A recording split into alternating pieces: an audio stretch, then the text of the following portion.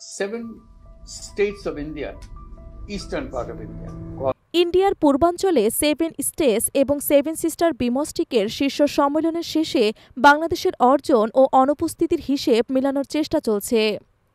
সংশ্লিষ্ট মহলগুলি রোহিঙ্গা সমস্যায় কার্যকর পদক্ষেপ নিতে ভারতীয় প্রধানমন্ত্রী নরেন্দ্র মোদীর সঙ্গে প্রথম সরকারি বৈঠকসহ নানা কারণে থাইল্যান্ড সফরকে ড.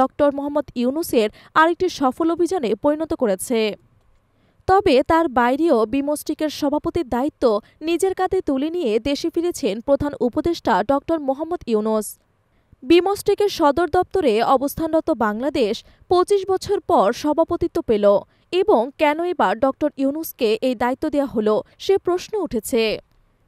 বঙ্গোপসাগর ঘিরে অবস্থিত দেশগুলোর মধ্যে বাংলাদেশ কেন কেন্দ্রীয় অবস্থানে রয়েছে সে ব্যাপারে বিস্তারিত আলোচনা হচ্ছে। বিমস্টেক ১৯৯৭ সালে মাত্র ৪টি দেশ নিয়ে শুরু হয়েছিল। এখন ৭টি সদস্য দেশ নিয়ে সংগঠনটি অর্থনৈতিক এবং প্রযুক্তিগত সহযোগিতার মাধ্যমে দেশগুলোর উন্নতি সাধনের লক্ষ্যে কাজ করে। বিমস্টেক ১৪টি গুরুত্বপূর্ণ খাতে সদস্য দেশগুলোর সাহায্য করে এবং আঞ্চলিক সমন্বয় বৃদ্ধির পাশাপাশি দারিদ্র্য বিমোচন, সন্ত্রাসবাদ ও দস্যুতা প্রশমনে কাজ করে। বাংলাদেশ বিমস্টেক প্রতিষ্ঠায় বড় ভূমিকা পালন করেছে এবং ভূগোলগতভাবে দক্ষিণ এশিয়া ও দক্ষিণ পূর্ব এশিয়ার মধ্যে একটি কার্যকর সংযোগস্থল হিসেবে ঢাকার গুরুত্ব রয়েছে। ২০০৫ সালে সদস্য দেশগুলোর সম্মতিতে সিদ্ধান্ত নেওয়া হয় যে বিমস্টেকের স্থায়ী সচিবালয় ঢাকা শহরে হবে। ২০১৪ সালে ১৩ সেপ্টেম্বর ঢাকার গুলশানে বিমস্টেক সচিবালয়ের আনুষ্ঠানিক উদ্বোধন হয়।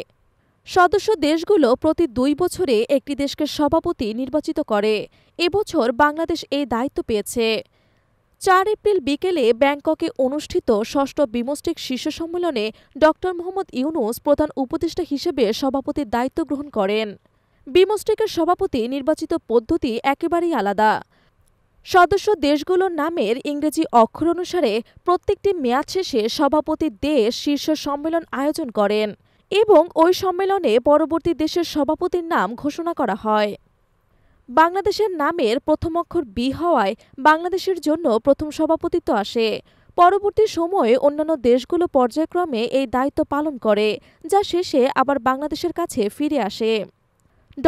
ইউনূসের সভাপতিত্বে বিমস্টেকের প্রতি সদস্য দেশগুলোর আস্থা বেড়েছে। এর ফলে দক্ষিণ এশিয়ার অর্থনীতি আরও এগিয়ে যাওয়ার আশা করা হচ্ছে এবং বাংলাদেশের প্রতিবেশী দেশগুলোর সঙ্গে সম্পর্কেও একটি নতুন গতি আসবে বলে বিশ্লেষকরা ধারণা করছেন।